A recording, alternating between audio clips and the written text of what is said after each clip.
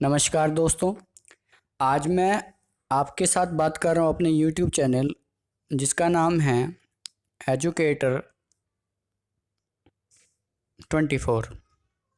ठीक है, इस पे हमारे चैनल पे क्लास 10th की वीडियोस की सीरीज़ चल रही है, जिसमें मैंने पिछले दिनों सूरदास जी का जीवन परिचय और सूरदास जी के काव्यांश जो थे ओदो तुम हो अति बड़ भागी उससे संबंधित थी। तो आज हम बात करने जा रहे हैं उन्हीं के प्रश्नों के पाठ के जो प्रश्न उत्तर थे उनको देखेंगे कि वो क्या कह रहे हैं। तो चलिए सबसे पहले देखें। हमारा पहला है, गोपियों द्वारा उद्धव को भाग्यहीन कहने में क्या व्यंग नहीं था। देखिए, जब से पहली लाइन ही थी वो तो तुम हो अति बड़ भागी, उसी में बात क्या कही गई है, पहले पद्यांश की बात कर रही है। ये कहता है कि गोपियों द्वारा उद्धव को भाग्यहीन कहने में सबसे बड़ा क्या था, वो भाग्यवान नहीं बल्कि भाग्यहीन था कि जो श्री कृष्ण के सानिध्य में यानी कि उनके पास रहते हुए भी उनके प्रति आसक्त नहीं हुआ, उसके मन में श्री कृष्ण जी के प्रति कोई भी प्रेम भाव पैदा नहीं हुआ, तो इसीलिए गोपियां उसे भाग्यवान कहती हैं, लेकिन असलियत में वो उसे भाग्यहीन कहती हैं। दूसरी तरफ वो कहती हैं कि जिस श्री कृष्ण के प्रति उनका एक क्षण भी व्यतीत नहीं होता, वो उनके बिना सुबह शाम चारों या वो जिस दिन उसके लिए नाम रटती रहती हैं, वो उससे विमुख हैं। तो इस प्रकार वे उनको सुखद प्रेम अनुकूल से पूर्णतः अपरिचित है। जब वो उनके प्रेम को नहीं जानता तो हमारे प्रेम के जो हमारा प्रेम है वो उससे भी अनभिज्ञ रह सकता है। आगे है दूसरा बड़ा महत्वपूर्ण है, पहले के दो पद्यांशों में वो गोपियाँ उद्धव के द्वारा जो सिखाई गई बातें थी उनसे क्या क्या तुलना करती हैं, वो इसमें कहा गया है कि उद्धव के व्यवहार की तुलना किस किस से की गई है। देखिए, गोपियों ने उसकी तुलना कमल के पत्ते से की कि जिस पर जल की एक बूंद भी नहीं ठहरती। अगर आपने किसी कीचड़ में देखा होगा तो जब पर उस पर बरसात की कोई भी बूंद गिरती है तो उसके ऊपर नहीं ठहरती।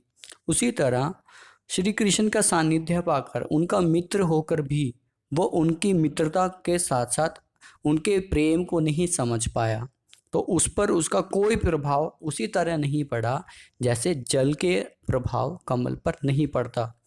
दूसरे पहरे में भी वो यही कहती हैं कि जल के मध्य रखे रेत तेल के गागर यानी कि मटकी पर जल की एक एक बूंद जब नहीं टिक पाती और उद्धव भी श्री कृष्ण के समीप रहते हुए उनके आकर्षण से प्रेम बंधन मुक्त है, तो वो भाग्यवान ही भाग्यहीन उसको कहा है। तीसरा जो बड़ा महत्वपूर्ण है, जब वो योग संदेश के बारे में कहते हैं तो गोपियां उसे कहती हैं कि ये संदेश तो उनके लिए कड़वी ककड़ी के समान है, जिसे ना तो खाया जा सकता है और ना ही निगला जा सकता है, तो यह बड़ा ही अरुचिकर है। आप ये संदेश उनको दीजिए जिनका मन चक्री की तरह घूमता रहता है। आगे वही आ गया जो हमने ऊपर पढ़ा कि गोपियां किन किन उदाहरणों से उद्धव को उल्हाने देती हैं। जो ऊपर पढ़ा हमने, सबसे पहले तो कमल के पत्ते का, तेल की ककड़ी का, प्रेम की नदी का आदि उदाहरण उससे संबद्ध करती हैं कि प्रेम रूपी नदी में पांव डुबोकर भी उद्धव उससे प्रभावहीन है। श्री कृष्ण के पास रहते हुए भी वो श्री कृष्ण से कोसों दूर है। आगे अभी हमने जो कड़वी ककड़ी की बात की कि जब वो योग संदेश को कड़वी ककड़ी कहती हैं तो वो क्या कहती हैं, उद्धव द्वारा तो गोपियों द्वारा श्री कृष्ण के प्रेम की जो तुलना है वो दिन गिन रही थी कि वो कब आएंगे। वो चुपचाप इस व्यथा को सुनती जा रही थी और उनके प्रेम रस के डूबी हुई थी, लेकिन बस वे इंतजार कर रही थी कि कब उनके विरह को, विरह का मतलब है कि कब उनके जो दुख को वो समझेंगे, उनकी पीड़ा को समझेंगे और उनके अतृप्त मन को बड़े उनके दर्शन से तृप्ति मिलेगी। वो संतुष्ट होंगे कि जब वो आएंगे तो उन्हें उनके दर्शन होंगे, लेकिन श्री कृष्ण ने उनकी पीड़ा का ज्ञान तो नहीं था, बल्कि न ही उनके विरह, उनके दुख का, उनसे बिछुड़ने के दुख का उन्हें कोई भी ज्ञान नहीं था, बल्कि योग संदेश भेजने के लिए उन्होंने उद्धव को भेज दिया। और जिससे क्या हुआ, वो पीड़ा उसमें आग में घी का काम करती है और जिससे वो और आग भड़क जाती है। आगे है बड़ा उत्तम, जो तीसरे स्टैंजे में पहले में ही कही गई थी, मर्यादा ना लाही, कि मर्यादा मतलब मर्यादा को नहीं लांघना चाहिए, कि प्रेम की मर्यादा में रहने की बात कही है।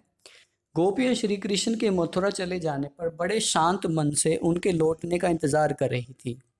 वे चुप्पी लगाए मर्यादा में लिपटी हुई इस वियोग को, दुख को सह रही थी। उनके बिछड़ने की जो पीड़ा थी वो उसको चुपचाप सहती थी, ठीक है।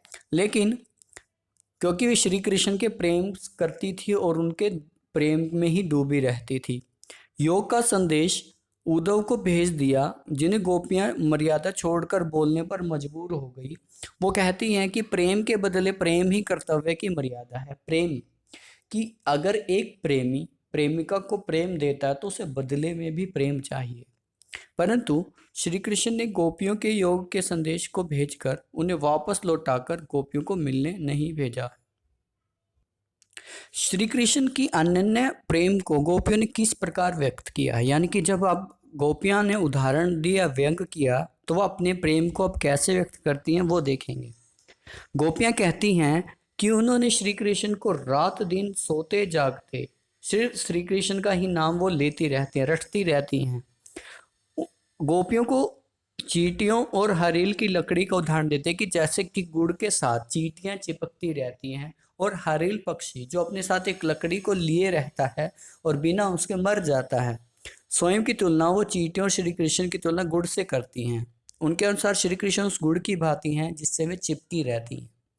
हरील एक ऐसा पक्षी है जो सदैव अपने पंजे में लकड़ी को दबाए रहता है, उसी प्रकार उसे दिशा में नहीं छोड़ता। उसे भी गोपियों ने मन, वचन और कर्म से श्री कृष्ण की प्रेमी रूपी लकड़ी को दृढ़ता पूर्वक पकड़ रखा है और वो उसे छोड़ना नहीं चाहती।